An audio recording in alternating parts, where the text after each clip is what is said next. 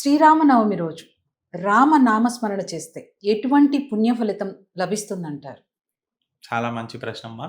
మనకు కృత, త్రేత, ద్వాపర, కలియుగాలు. హ్మ్. ఒక్కొక్క యుగంలో ఒక్కొక్క ప్రత్యేకత. హ్మ్. ఆ!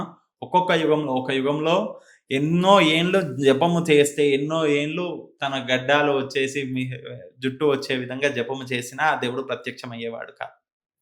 తర్వాత యజ్ఞ యాగాదులు, ఎన్నో హోమాలు, తర్పణాలు, జపాలు ఎన్నో చేసేవాళ్ళు. తర్వాత ఎన్నో దాన ధర్మాలు. ఇవన్నీ చేసినా గాని రాని పుణ్య ఫలితము కలియుగంలో కలౌ నామస్మరణం. అది హ్మ్. కూడా రామనామానికి చాలా ప్రత్యేకం ఉంది. ఆ రామనామాన్ని ప్రత్యేకంగా ఎవరైతే నామస్మరణ చేస్తారో వారికి ఆ స్థలము కాదమ్మా.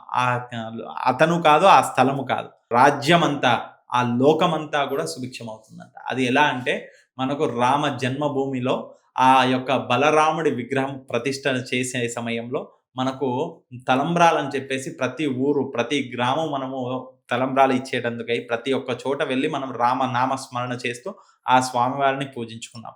ఆ సమయంలో ఏదైతే పాజిటివ్ ఎనర్జీ ఉందో మనకు ఒక సంవత్సరం పాటు మనకు ఆ యొక్క పాజిటివ్ ఎనర్జీ అనేది మన ప్రపంచ దేశాలకన్నిటికి, మన దేశమే కాదు ప్రపంచ దేశాలు. ఆ సమయంలో ఎటువంటి యుద్ధాలు ఏమీ జరగలేదు. ఎటువంటి అవును. కష్టాలు ఎవరికీ రాలేదు. అందరూ గూడా సుభిక్షంగా ఉన్నారు. ఆ సంవత్సరం పాటు లేకున్నా గాని 6 నెలలైతే ఎటువంటి ఇబ్బందుల్లాగా లేకుండా ఉన్నారు.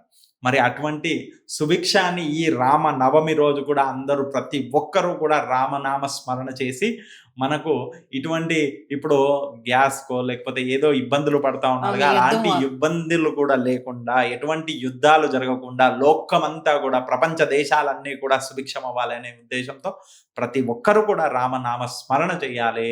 ఆ రామనామ స్మరణతో రామనవమి అంతా మారుమోగిపోవాలి అని చెప్పడం జరుగుతుందమ్మా. కాబట్టి ఆ రోజు అనే కాదమ్మా. ఎప్పుడైనా ఆ నామానికి అంత ప్రత్యేకత ఉంటుంది. ప్రతి ఒక్కరు కూడా ఎప్పుడైనా కానీ ఆ రామనామ స్మరణ చేస్తే చాలు.